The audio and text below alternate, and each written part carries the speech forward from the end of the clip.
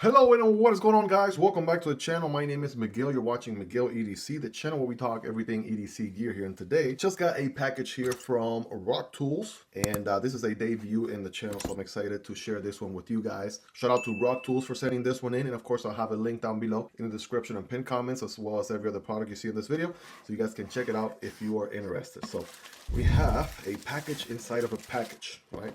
Here we go. Rocktol Rock Solid Tools. So we're about to find out, is it a multi-tool? Is it something else? I don't know. Let's go ahead and take a look. So far it's definitely shaping to be that way. Here we go. Bam. All right, so this one is, again, first Rocktol in the channel. That's looking pretty epic right there. It comes with its own sheath as well. And I like the presentation, by the way. The fact that they molded this out to fit everything. That definitely looks pretty nice as far as presentation goes. And here is the sheath, right, with a little buckle there. We have some additional bits, which I think there might be, yeah, two sides, a 6, a 4. Flathead, we have a T8 and T6, I'm hoping. Ooh, we got T10 and T5. I know most knives have T8 and T6. And then we have a Phillips and a tiny flathead on this one. That's interesting. So we have that. We have some silica gel or bio dry, whatever that is. That is for, you know, humidity and stuff, preserving the package. All right, so that is, we'll come back to this in a moment. All right, love the blue branding right there. Let's go ahead and take a look at the actual tool, shall we? Here we go. Bam. So Rocktol, if I had to guess here, this is the Gen-R model. All right, so that's looking pretty interesting here. It does have a pocket clip, which is perfect. Love a good multi-tool that I can actually carry with a pocket clip. All right, we'll get this thing weighed in a moment, but it definitely has good amount of weight to it. I love it. And we have some tools on the outside, easy to access. Let's waste no time. Let's see what we're working with. Ooh, that felt very nice to disengage there. That is VG10 steel, and we have a sort of tanto blade or sheep's foot blade, reverse tanto, whatever you want to call it, right? So that's looking very nice. VG10 steel. These lock very similar to the Leatherman Wave and the Flissa Multitool we've seen here in the channel. All right, so you open them all the way. They lock in, kind of like a liner lock or a frame lock knife. This one locks in all the way in. So to disengage, I would push this bar away from the blade, and then I can actually slowly close the blade. All right, so that's pretty standard there. We have, if I turn it 180, I got a serrated blade and a hook. It looks like a hook blade right here. That's pretty interesting, right? You can cut out, you know, your fishing line or what have you, some small rope with this thing. That's looking pretty savage there. And of course, we got all the serrations going. That's looking pretty epic. You guys take a look at that. And this one also locks the same way, which again, we can do all one-handed operation. Absolutely love that. These things are on washers. The other ones, we actually have to use both hands. So here we go. Holy smokes. These are some scissors, I'll tell you that. Man, there's some size scissors right there. That's for sure. I'm wondering if these are supposed to be spring-loaded. Most of them typically are spring-loaded, so maybe I have to tighten it up a little bit for them to be supposed to give me some resistance and keep the scissors open. But we'll test that out. Come back to those. I like the size though. So some pretty good size scissors there. All right. And this one also, let's see, does it lock all the way out? There it is. I finally did. Oh, there it is. Okay, Miguel, listen. All right, guys, I'm just a noob. I don't know what the heck I'm talking about. So this is why I love doing these videos, because, you know, you guys get to see my first raw impressions, reactions, and then you get to poke fun of me in the comments. So yeah, in order for the spring section, right, this little bar right here, to provide you that spring feel, you have to actually has to be locked out completely. So that's what I wasn't doing before. So we're gonna disengage. Let's go ahead and rinse and repeat. Pretend like this never happened. I could edit this out, but no, I do want you guys to see me act a fool, right? Look, this is what your reaction could be, right? If you're checking this thing out for the first time. So you want to go ahead and make sure it's open, right, all the way out. Make sure it clicks. You can actually hear that click. And then yes, your scissors are good to go right there. Good tension. Since we're here, I mean, might as well, could have already done this with the blade, but yeah, that's a good scissor right there. I like the fact that it's folded to the side, because it gives you a little bit more flat surface for you to be able to function or use the scissors right there. Very nice. We're going to disengage here. I'm using the other hand because it's basically, I guess you could work it like that if you are a lefty. There's that click. Use your scissors and then disengage from your left hand, just like that. Boom. Okay. Opposite from that, we have, these are all the outside accessible tools, by the way. We have a saw. That's a very toothy saw. All right, make sure you open it all the way again so that it clicks, it locks in place. That's one toothy saw right there. If I ever saw one, ha, that joke's pun intended. Yeah, I'm lame, I know. Anyways, yeah, it definitely locks, and then we can, you know, disengage. Again, some of these work really nice with, you know, with your left hand, so you can disengage basically the opposite way of some of the other tools that you're able to do with your right hand. So just the way that they're located. And I think that's pretty much it, right? We got the 4 outside tools. Let's go ahead and finally open this thing.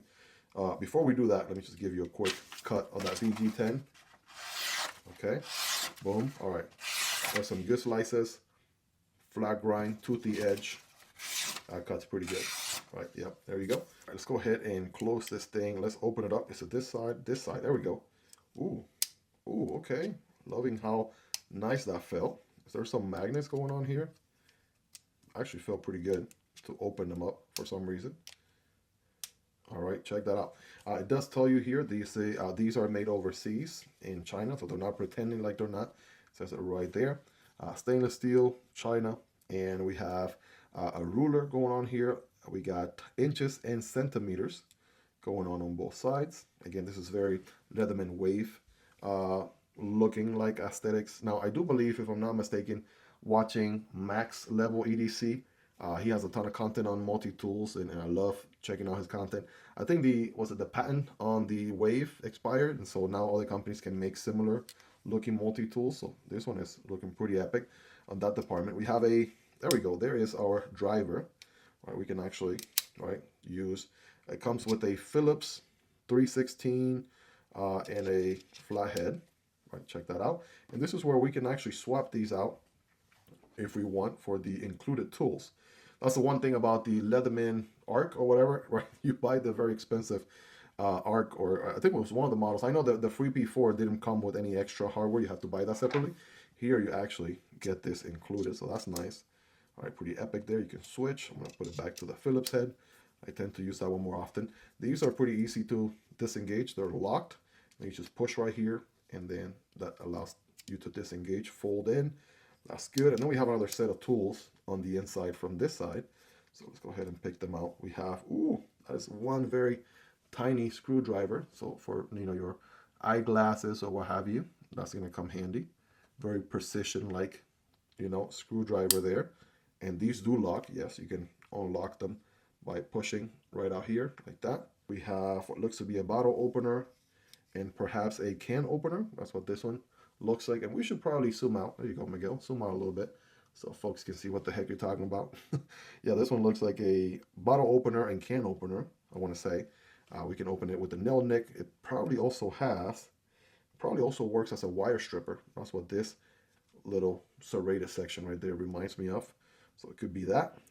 If I know my multi-tools as well as I think I do, which is not very well. I'm just getting my feet wet in multi-tools. Tell you what, I feature a few here in the channel. I own some myself, which I absolutely love. This works as a pry bar. It's also a bigger flathead screwdriver as well. Then we got that tiny Phillips head we talked about. Then we got, I think, 2 more over here to the left. Go ahead and fish them out. There we go. These last 2, we got a file. I'm gonna switch around, put those back. We have a file, kind of looks like a diamond, right? Some sort of diamond coated file there on one side, and we got the cross pattern on the other side. So that you got that going, and I think this is called the awl tool, right? For my people who do leather work out there, right? I believe this is used, if I'm not mistaken, and I just learned this recently.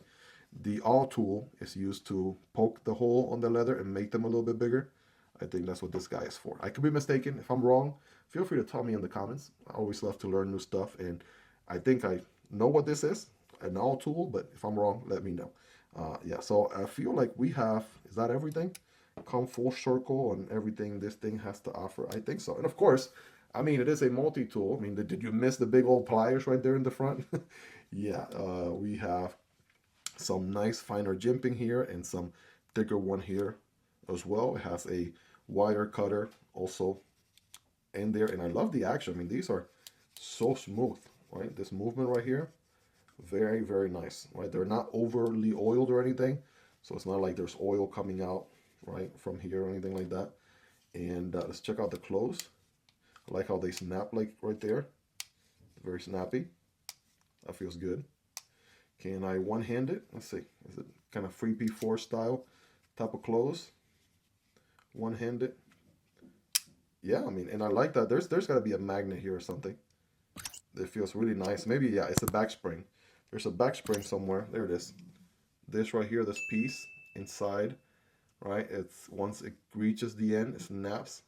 Boom. That is how you get that satisfying close. So let's go ahead and do some size comparisons, shall we? Let's go ahead and see what it looks like here next to some of the other multi-tools we've featured in the channel. Here's, of course, one of my all-time favorites, the FREE P4, made in good old US of A. And my wife got me this one for my birthday, right, this past year. So been loving carrying that one. You can see them there side by side. I'm not sure if we can fit them all next to each other, but here is the Flissa Multitool. This is the very first multi-tool that I feature in the channel. Again, a very Leatherman wave sort of looking design. All right, let's see. Are we going to have enough space? Hopefully we do. There we go. So you can see the FREE P4 is a little bit larger, right? The Rocktol Gen-R and the Flissa Multitool are very comparable right there, as you can see. The one thing about the Flissa Multitool, it doesn't have a pocket clip. The Gen-R definitely does. So I'm digging that right there for sure.